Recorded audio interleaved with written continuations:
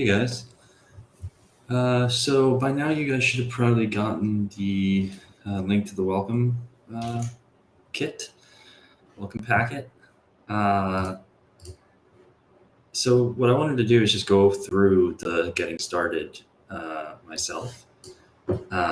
And basically the point of that is to sort of real time vet what we have. We might make some changes after I do this, but also to sort of help you if you're having trouble with some of the CLI commands. There's a little bit of advanced stuff there, especially around instantiation of some auctions, or sorry, creation of some auctions through the auctions factory, which is necessary for us to do the first set of coding so that we can first list and query auctions before actually having to create them.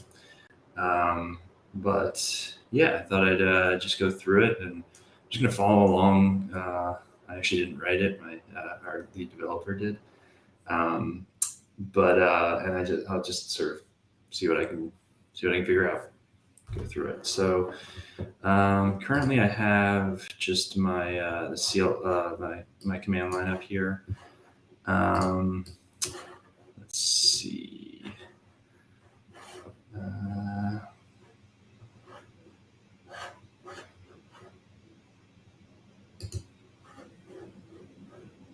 Okay. So what I'm going to do, I'm going to check a few things.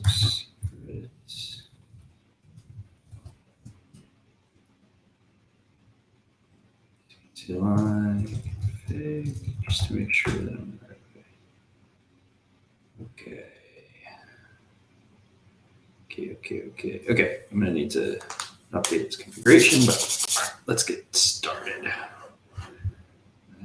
Okay, so let me go to docs.crypto.com and hackathon. Let's go just directly to getting started. Okay, so first things first is install Kepler. Just checking one thing really quickly.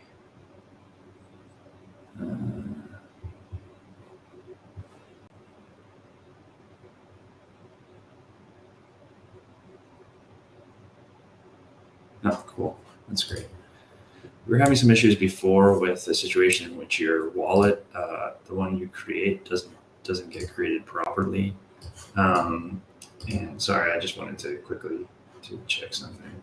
I'm also going to just off screen make sure that I'm not showing on my actual wallet.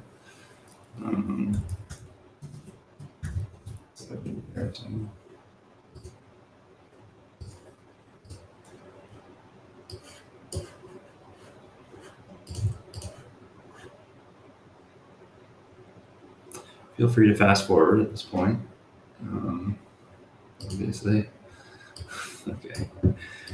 So I have two test wallets here, but I'm actually I'm just going to delete these wallets. I'm going to do a few things. I'm going to go in here, delete this, and I'm going to delete the wallet. And I'm going to delete another wallet.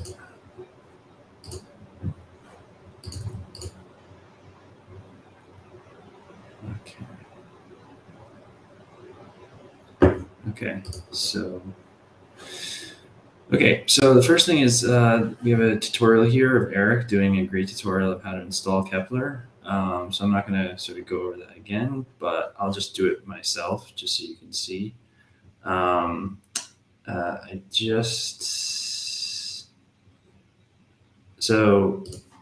to show you what I would do. So go in here and do port existing account. And then what's going to happen is we're going to put the mnemonic, that's my password, I'm going to call this test main account.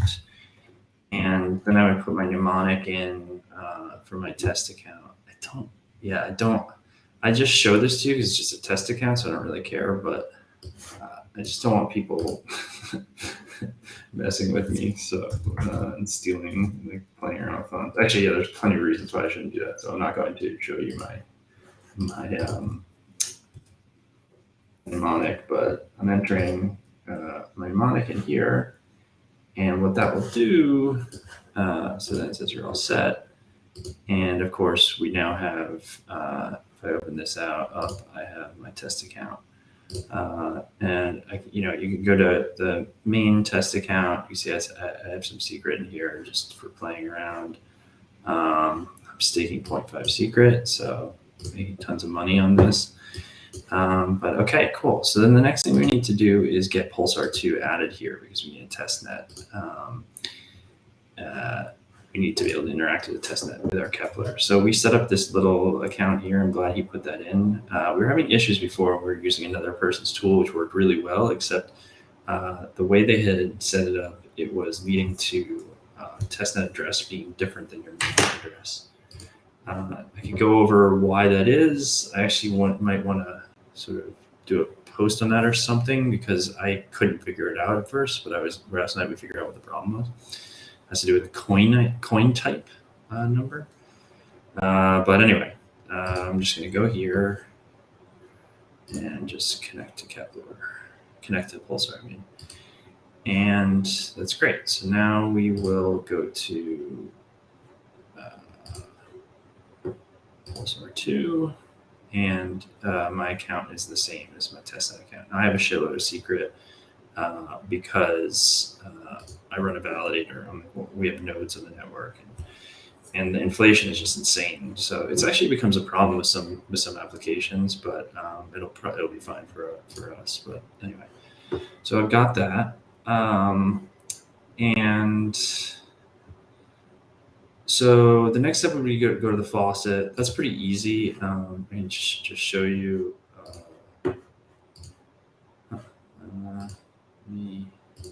If you're using Brave, maybe you'll run into this problem. So let's just make sure that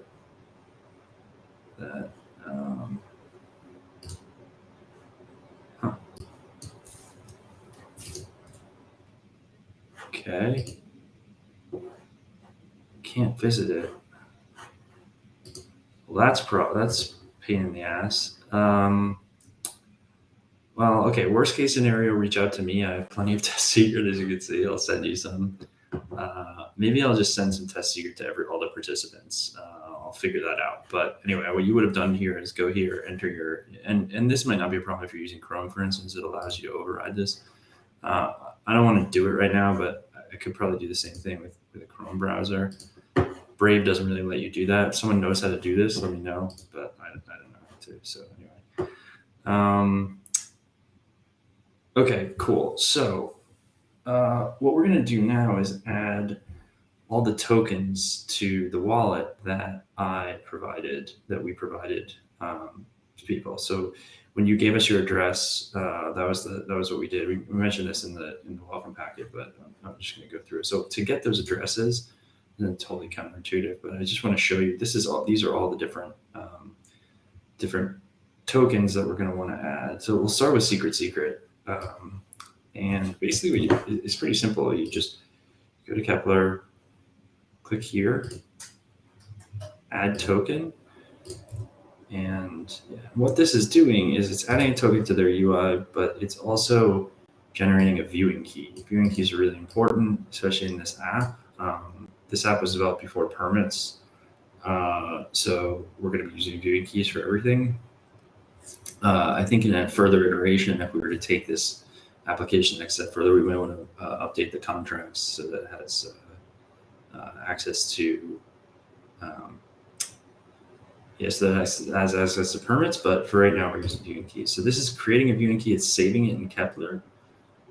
It also, by the way, gives access to Griptape to get your viewing key if you give permission to Kepler when you're running your app. So by doing this, you're doing two things. I can see my balance here, but also a person who's developing an app on Griptape will be able to get that viewing key and show people's balances very easily.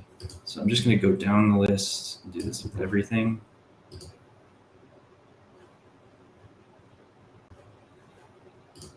With all of these.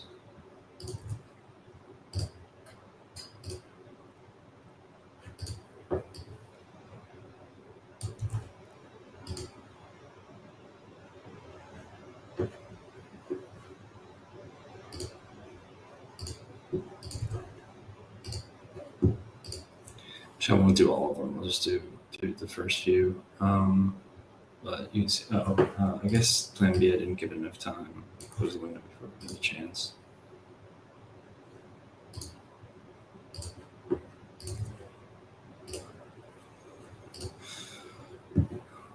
A few things to note here. Well, not a few, but one I put, well, yeah, let's say two things.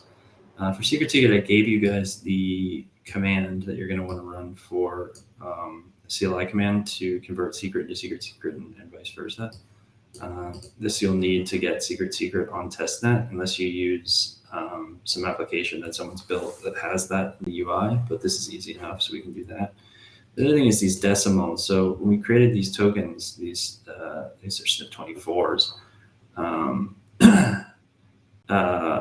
we gave different varying decimal amounts. I mean, most of the tokens on the network are 6 decimals, but we decided to do a varying amount just to sort of mess with you. I mean, we want people to be able to have auctions for tokens with any amount of decimals. So we did that.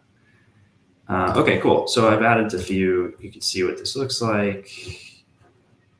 Girl, Plan B, and Secret. Okay, perfect. So the next thing we want to do, let's see. So one note. Can I make notes here? It's not. I have to edit it, but note.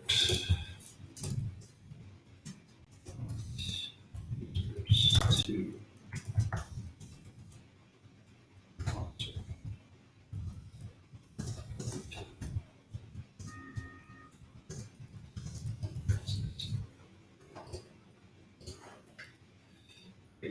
So the next thing is Secret CLI. Okay. So I'm using a Mac. And I've already done this. This is pretty simple. So you just go to this page. You're going to do this and download it, save it. Then I'm going to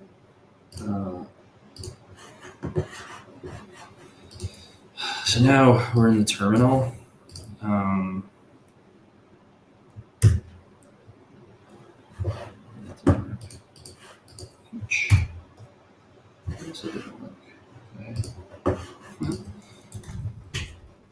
Okay, so we're in the terminal now. I'm going to do ls, so list items within a folder, and I'm going to do downloads.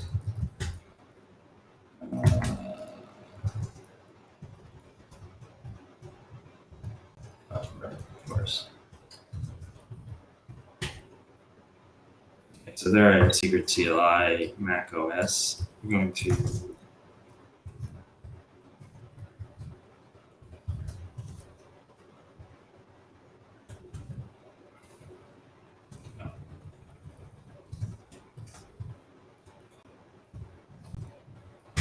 go to the downloads folder, and then I'm going to copy secret to Secret CLI.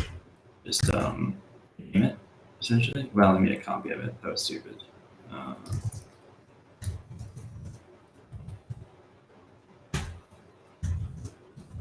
Let's move it.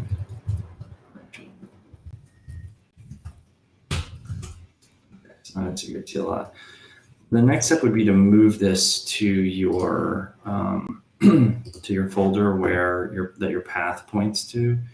In most cases, is going to be See, this is on Mac. This is going to be this is kind of old, this thing, but I assume it's going to talk about it has it going to the same place. DC paths, user bin. User local bin. This is where it's going to be. Why don't I just do this in the terminal so you can see what mine says.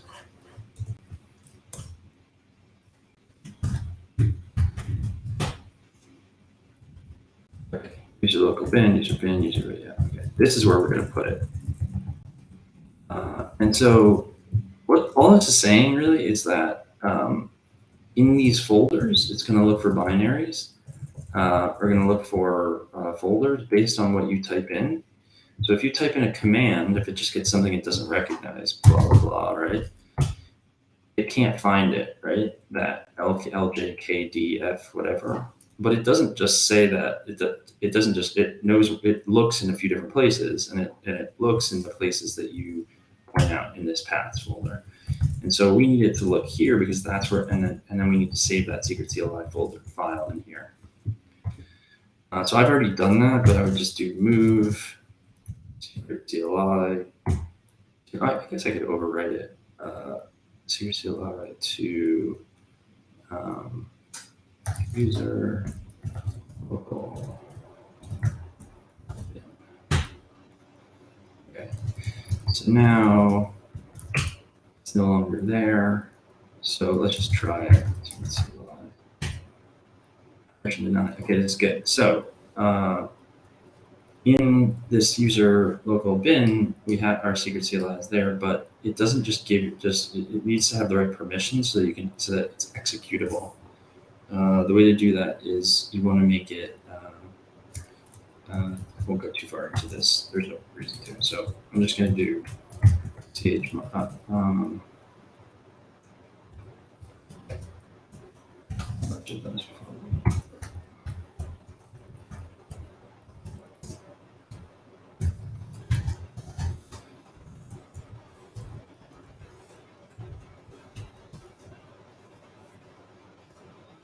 So change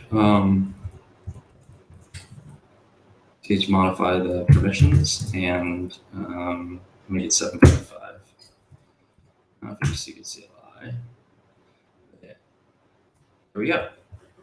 It works. So I get this information about secret CLI. If I do secret CLI fig, you can see, okay, yours probably won't start out by pointing to Pulsar 2. That's because I already done this. But anyway, we're going to do it to Pulsar 2. So then we're going to config this. I'll just follow right along here. These commands.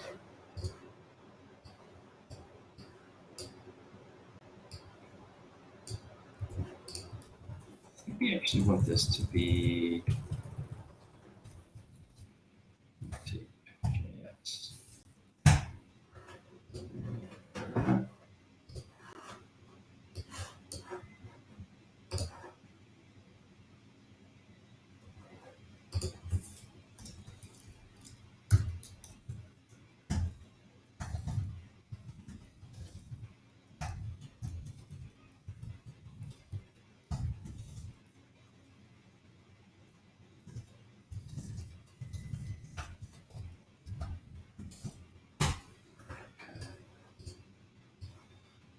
Put JSON. There's also a typo there.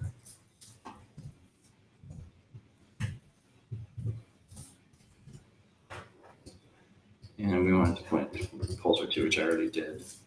So go back here and configure it, and we're good to go. If I do secret CLI status, get this information. You can always pen things with JQ if you have that, but we'll get information about the node, what block height you're on, that this node is on, all sorts of other cool stuff. So great. We are now connected to our CLIs. Why don't I go over a little bit about the CLI? Maybe I can cut this up and have like videos. I'll figure that out later. But so secret CLI is really powerful. It's necessary, or pretty necessary for, I think 100% necessary if you're a developer on Secret Network to get comfortable with the CLI. If you don't, you're going to be doing a lot of annoying work to try and to make up for that deficiency, and it's not a good look. So so Secret CLI is composed of a bunch of different modules, as are all the Tendermint chains on Cosmos will have these CLIs, and they're made up of a bunch of different modules, right? And so the commands sort of point to these modules. You have actually, sorry, let me do secret CLI.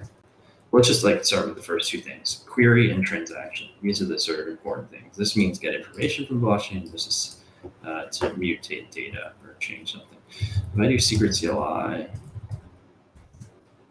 query, or Q for short, query Q, and then do H for help, I can see all these commands. And basically this is just showing you what you're all the different modules on the network. So account module, auth module, the bank module, this is used for transferring funds between native funds, secret, block, compute. This is the one we're going to be spending most time working on because this is the smart contract module, the COSM-WASM. Sort of general compute, general purpose compute module, governance for voting, IBC, minting, parent, et cetera, slashing, your staking. I mean, it all makes sense, right? So the compute is the one that we care about. And so basically, most of the commands you're going to be running are going to look like this: secret CLI, Q, or query, or just Q, compute, and then whatever you want to do with it. Now, when you query the compute module, you can do these things. The most of these are sort of about looking at what's on chain from the like all of these are about the contracts themselves, like what has been put on chain, what's been uploaded. This transaction is for checking in Secret Network, the responses you're going to get are encrypted. So TX, when you query a TX, you're going to then pass it the hash that you get back, the encrypted hash, and it'll show you what you actually said. And then query, which means actually querying the blockchain or the contracts. And so it looks a little bit silly, but you're doing query, compute, query. And then what follows from that is usually the contract address followed by the JSON command, which describes your query. And so you can see we could do it like for this, we have these in the glossary, these tokens, right? So we can query at plan B, for instance. So we'll get the address. So now we're querying that. And then the JSON. So the way you do it is JSON in the CLI is always, and JSON is just a data structure that is used to basically represent data structures. And it's the most common one, and it's identical across all different languages. Every language has a JSON interpreter, so it allows you to talk to different computers in different languages. So what it looks like is it's in single quotes, open and close bracket.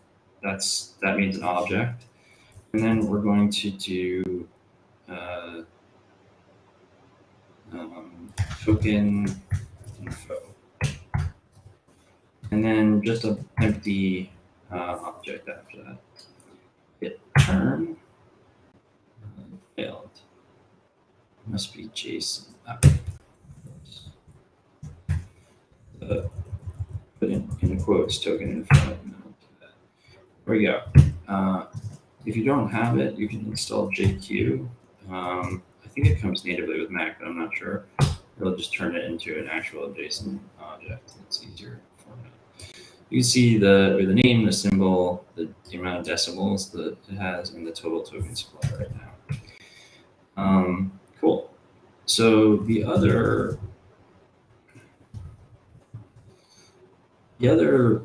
thing you can do is, besides querying, and by the way, just to iterate, it's identical to this. For the Q compute to simplify it. Okay. So the next thing we do is secret CLI TX compute. And this is doing a transaction on the chain. And you can see what you can do there. You only have a few things. You can either instantiate, store, or execute. Okay, so store is after you've written a contract code, you can then upload the contract code onto the blockchain. I'm told this is different than the Ethereum model, by the way. It's just so you know. But basically, you write the contract, you compile it, and you upload it by doing store. Or you store it on the blockchain, and then you instantiate it. You get an instance of this. So basically, you can have many instances of the same code that gets put up on the blockchain. We're actually going to do that for the auctions factory, so that everyone has a different factory, so that we can each person's application can have its own auctions and not overlap with other people's. So that's what store and instantiate are. And then there's execute. And execute is the one you're going to be using the most. And this is just to execute a transaction to the chain. And same format here. You would then do the contract ID and then some JSON here. Just a quick tip, both in terms of queries and do this.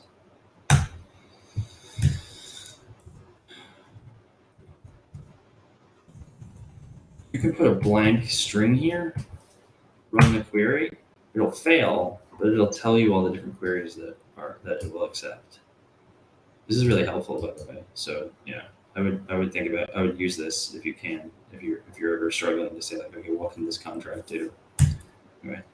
So then, but we would do TX execute. Then you have to do you have to put the wallet you're doing it from. I actually think I need to add my wallet to the keychain. That's an interesting setup step that we need to do. Okay, let's see. TLI keys list.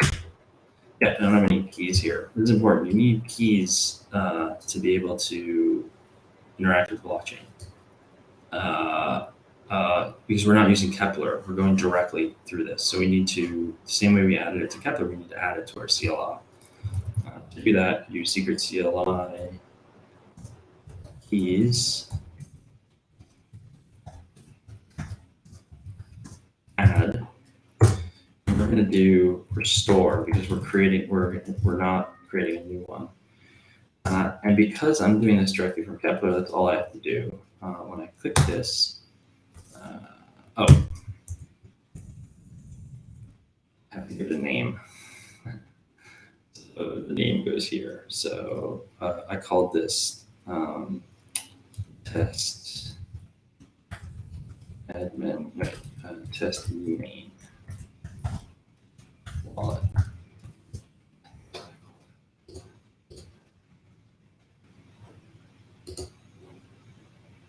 Yes, that test account, main account.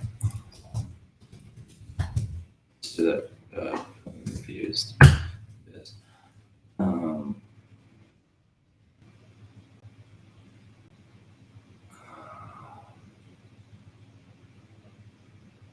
Restore. What? Recover. Sorry. And then we'll add our mnemonic. I'll do this over here again.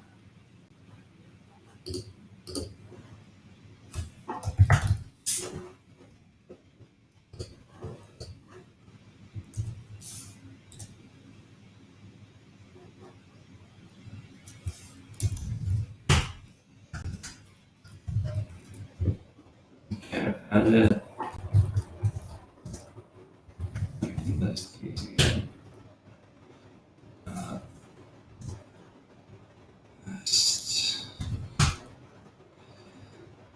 There we go.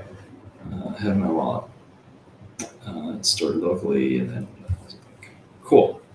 So going back to this transaction thing, I'm going to do an empty string in a transaction, and then dash from, and then I'll put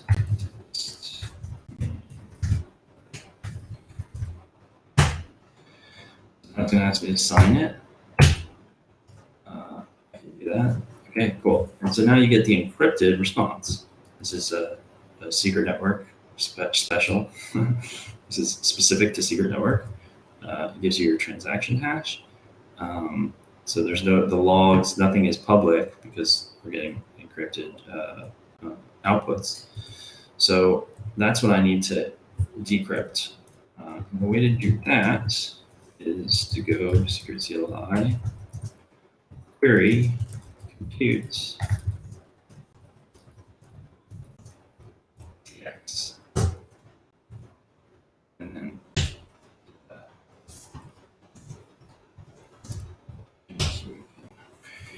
and again, because I put an empty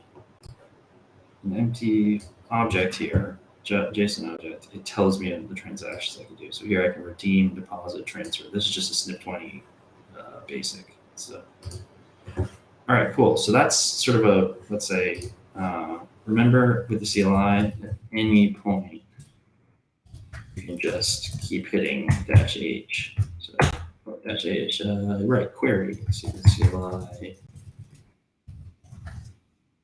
query, go into here, -H. Oh, these are the things I can query, secret CLI, query mint. What is this doing? Okay, the available commands are annual provisions, inflation, and let's see what inflation says. There we go. It's 15.238%. Okay, so H is your friend with the secret CLI. Okay, to go back here, let's do the last step here that we're being asked to do. So here, what we're being asked to do is instantiate your own auction factory contract. Now, this is everyone's going to have one of these. It's going to be different for everyone. So I'm going to create mine. So this auction factory will then be the thing that's going to manage all your auctions that they're going to pop up. The auction contracts or the auction app is a little bit different or interesting in that maybe we'll put a diagram in place, but the way it works is it has what's called a factory contract, meaning a contract that can manage other contracts.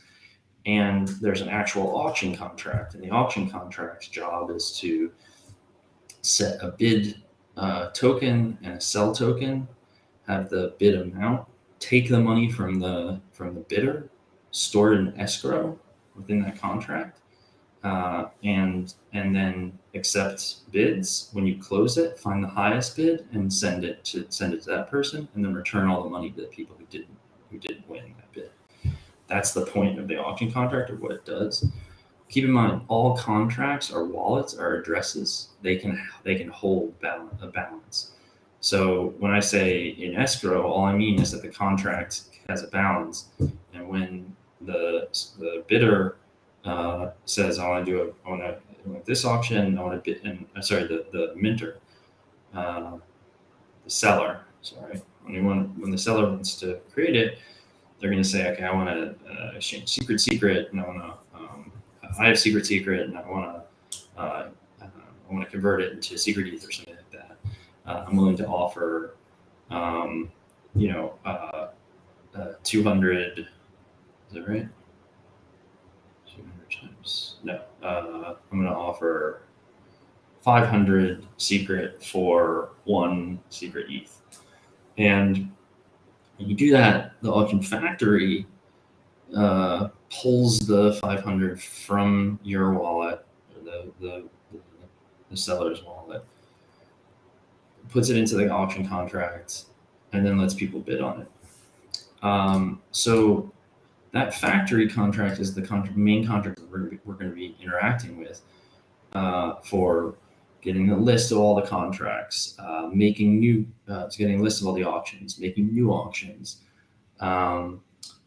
seeing the status of auctions, trying to figure out, okay, like what are all my auctions, or basically it's a way of it's a central place where you can have one viewing key and interact with all these other options. It's called a factory, or it's actually a pretty kind of a model in programming, factory model. And in this case, that's what we're doing. So we first need to instantiate that that factory. Now, keep in mind what I said before about transactions having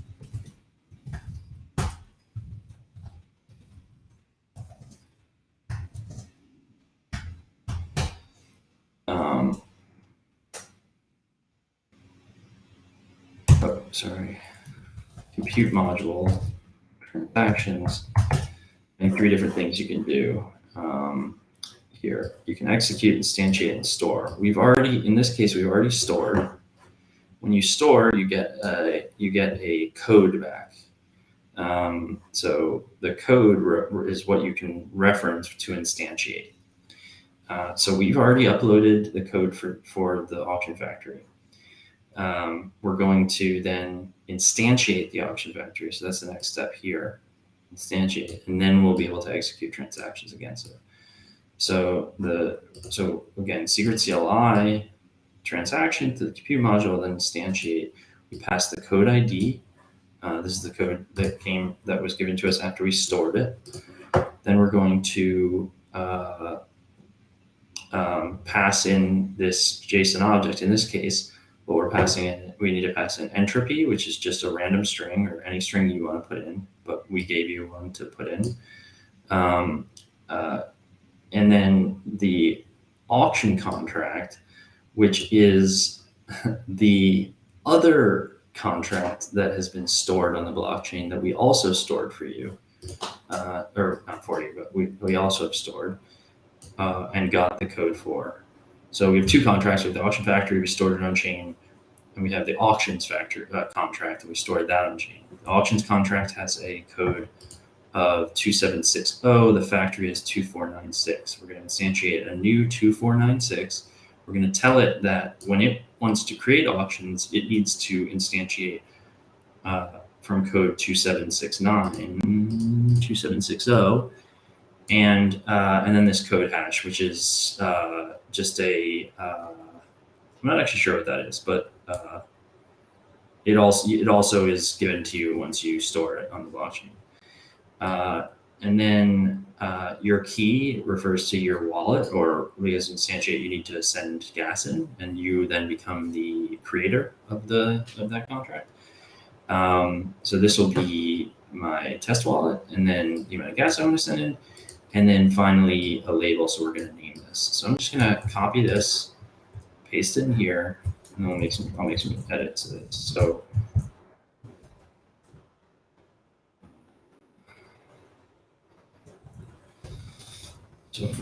from, right, it's test main account. And label, I'll just call it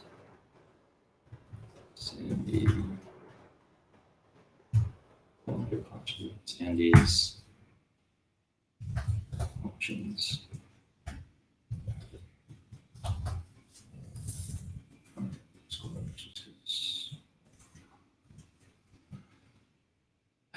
There's a limit, but anyway, labels are just sort of is a unique thing.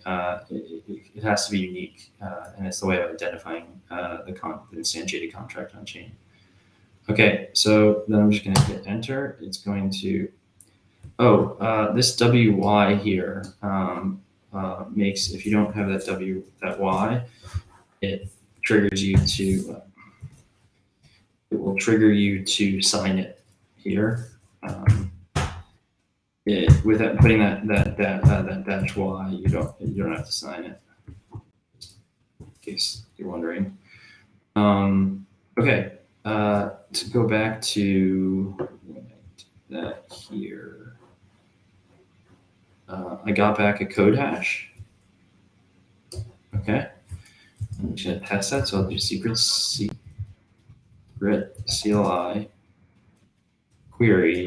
Now, I don't think the compute module, I'm not actually querying a contract here. I'm just querying the chain. So you just do query TX. and then put this, and we'll see what we get. Internal.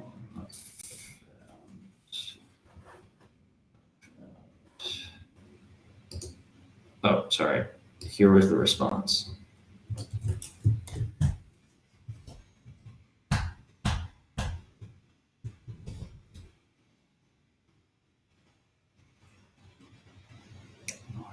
Okay.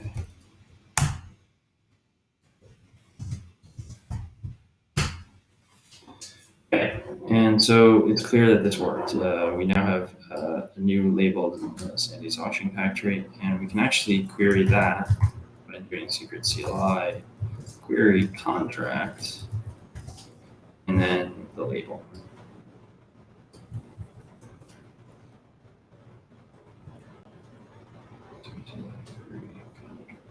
Query, query compute.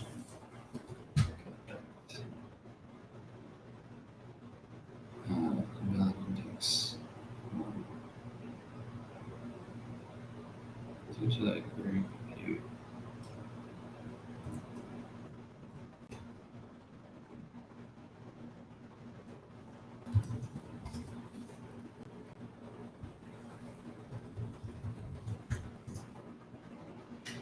Oh,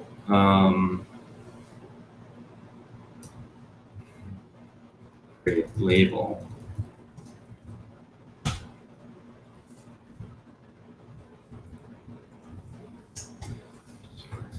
Until I query compute label Sandy's auctions factory. Great. So now we have an address. This now becomes, this is you're going to want to save. This becomes our contract, our factory address. So we just, loaded, we just instantiated a contract and we get an address. And this is our factory address now. This will now be the address we'll use to create other options.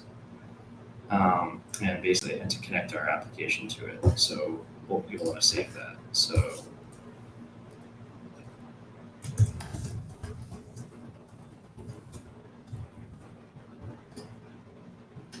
okay. So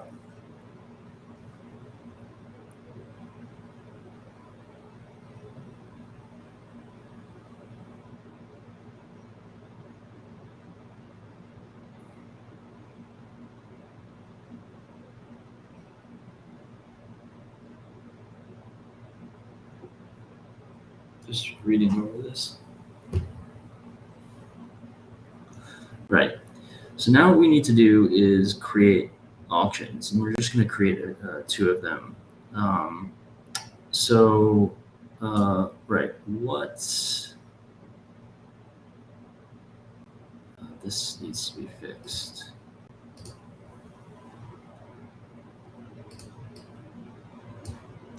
So what we're going to do here is just two auctions. Actually, I'm going to stop here and maybe do another video. This one's going pretty long. Fuck it, I'll just finish this. Okay, so what we want to do is to create an auction is two steps. You first want to instantiate, you first want to increase an allowance. And the allowance is saying, okay, I have my own wallet in my wallet, I have SNP 20 tokens. I'm going to broadcast the transaction to the contract of the token, right? That so in this case, let's say Plan B, the token we gave you, or secret. Let's just say we'll do that. So I'm going to make a transaction to secret to say, secret, this contract, this other person can take money from my account, set an allowance. So I'm saying you're allowed to take this amount of money. Well, when we create a new contract, we need the seller to consign tokens to the contract so that when the bids come in and it's closed, the money can be exchanged. so when Bader was making this contract, he didn't want it to be two steps. One where you create the auction, then you send it funds. Instead, he did this allowance model, and this allows it to basically not work unless unless the seller has consigned tokens. So the first thing we're going to do is do this allowance. So let me, I'm going to copy this and I'll just fill in the pieces. So go back here. Okay. So the sell token address we're going to use. So I'll do secret.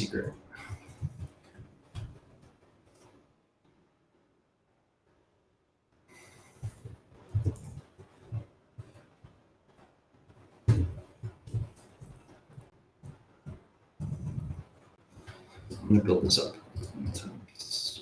So, okay. Let's start here. So secret CLI, compute, execute, and then we're going to get the sell token address. So the sell token is going to be secret. You can find these tokens in the glossary here. So we're going to start with secret here. Okay. And then what's next? Then we need to do the JSON here. Okay, so increase allowance, and instead of this, I need to put my own factory that I just instantiated. And I was going to save that here. I'm going to paste that. And then I'm going to give it an allowance, in this case, of one secret. Secret has 6 decimals. So this is in U secret, or the base unit. And so you're doing a million U secret equals 1 secret. And then I'm going to do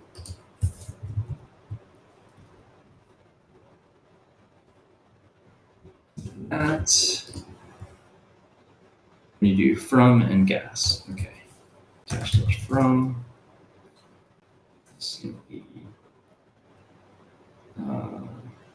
Test main count and gas of, in this case, we're doing 630,000. Now we'll probably want to figure out what this actually costs, because I doubt it costs that much, but make sure it works. Okay, so again, after any time you do a transaction, it comes back in a hash. You need to decrypt this. Secret CLI query QTX at.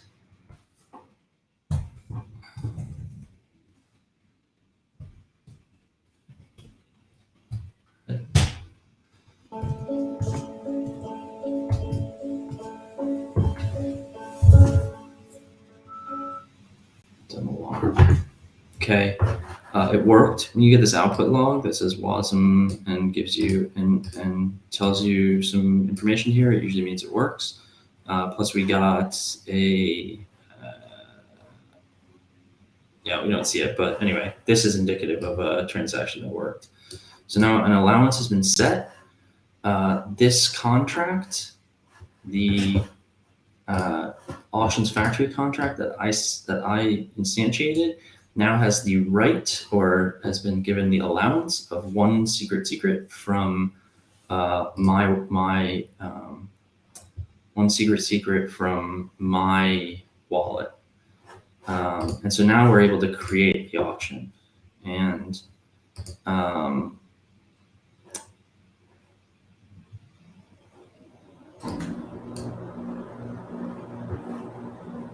okay, so the auction itself, this is the JSON that we're going to pass in. You can see basically what it says is, okay, it's going to be, you're going to do a new contract. So you need to give it a label like any other contract. This is going to be unique for the contract. So when we do this in our code, we'll probably use some sort of incrementing number, because this has to be unique. Then you're going to do the sell contract, the bid contract. So sell contract has to be secret secret, or else it's not going to work because we gave the allowance of secret secret. That has to match the sell contract. The bid contract, the sell amount, bid amount. So the amount that we're selling, which is what it's going to take from us, which will be one secret secret. The minimum bid, what we're willing to accept for that, ends at, and this is a Unix timestamp for when it ends, and we'll get into this more, but what that means specifically is that once that time has passed, anyone can close the contract. Prior to that, only the seller can close the contract. And then an optional description. Yeah, I might as well do this. Let's get code hashes just so you guys see how to do that. So we'll do a code hash for, and we'll do it for the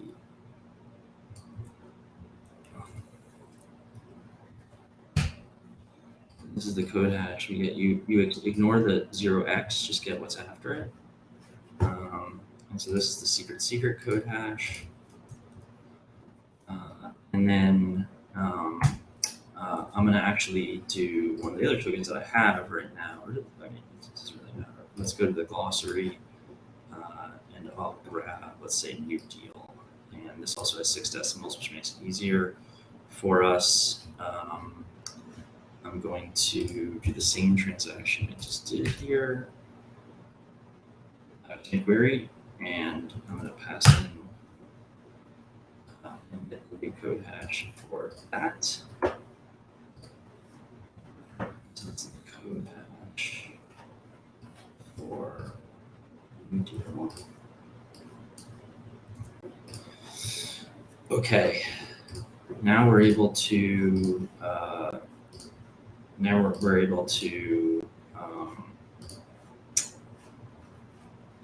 set up to do the transaction that we need to create the account. So I'm going to just build this up this way again. So secret CLI executes the factory contract, which we have saved is here. This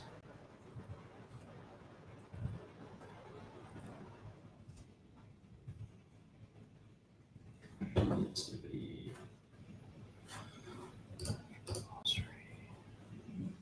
secret.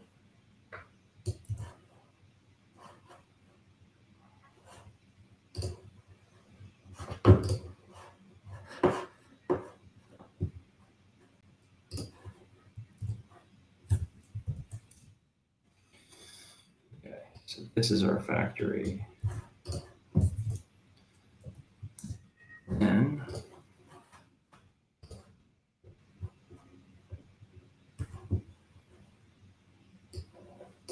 this. It's really long. I don't want to do it this way, but I'm just going to. Okay, so what's happening here? All right, we're going to leave everything the same because we did one secret. The sell amount is one secret. What we need to do, though, is update the address of the token we're the bid token.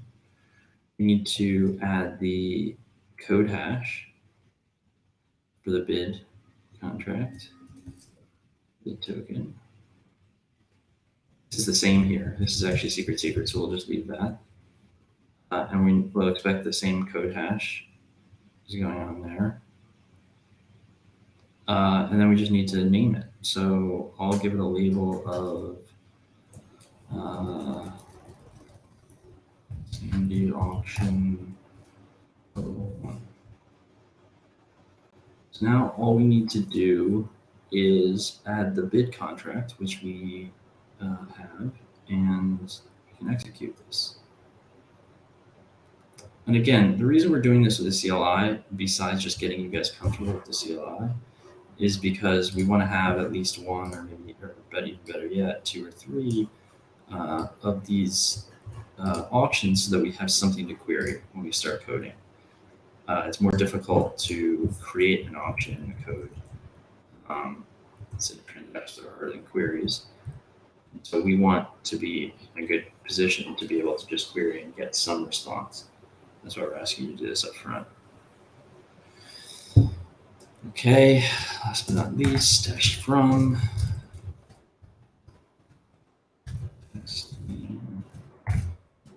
Account. And yes.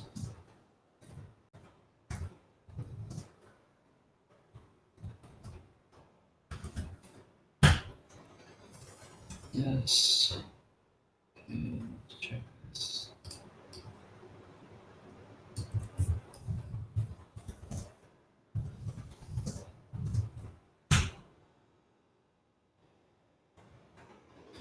Okay, good news. So it worked. Okay, so you get a lot of information here.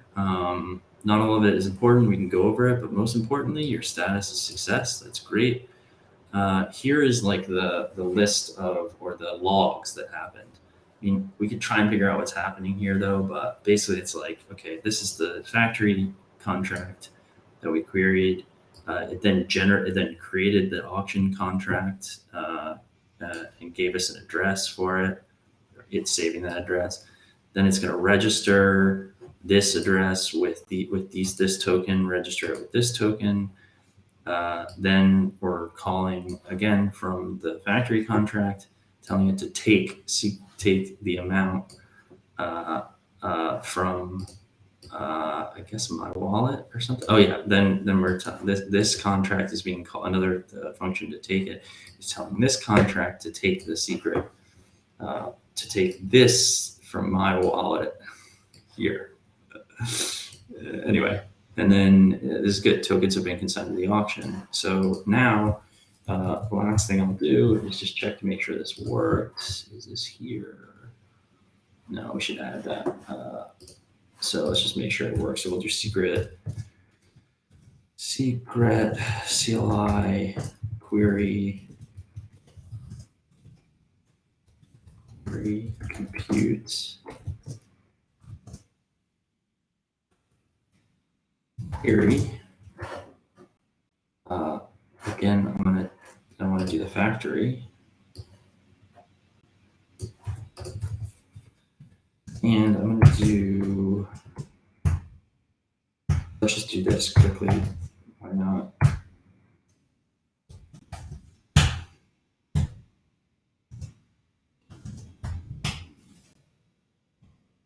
Anyway, expected one of list my auctions, list active auctions, list closed auctions is key valid. We're going to use this list active auctions. CLI active auctions, and we have one auction. Yay! One auction that's created. Sandy auction 001, pair secret, new deal, 1, 6 decimals, 1, 6 decimals, and it ends at. This, based on this, we could now query it directly. Secret CLI, query compute, query, and see what it gives us. Auction info, view bids, view bid, has bids. That's it. So I'm just going to do auction info.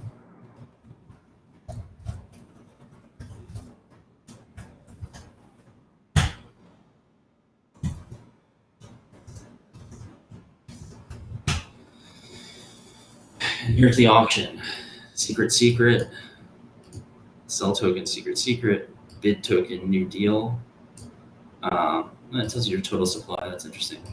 We made them public. This one is not public. This one is. It's cool that it says that. And then the sell amount, the minimum bid allowed, description, the address of this auction, which is funny because it just typed that in. So it's funny it puts that, but when it ends at, and then the status. All right. That took me a lot longer than I thought. Maybe I'll break this up into several videos. I think I'll first just post the whole thing, but then I'll break it up. I'm happy so far with it. I'm going to make a few changes, but in general, I think this will get us off to a really good start. Maybe you want to make 1, 2, 3 more options for yourselves.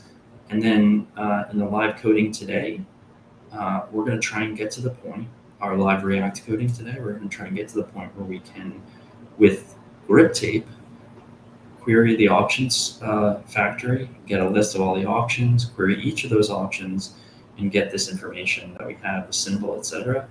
Maybe even the image, which will be also listing images that we gave you for all of these. And yeah, try and display it in some meaningful way for the UI. Thanks for listening to this rambling first video. I hope this has been helpful. It was meant for people who are new. So I know a lot of you probably can just skim through this because you know the CLI, but if you're new, I hope this was helpful. Please reach out to me on Discord, either DM me directly or more likely just go to the grip tape channels and ask questions specifically about what I did. If you can't figure out, you're getting an error, it's driving you crazy, I'll be able to help. Thanks again for joining, and thanks again for supporting grip tape. Okay, take care.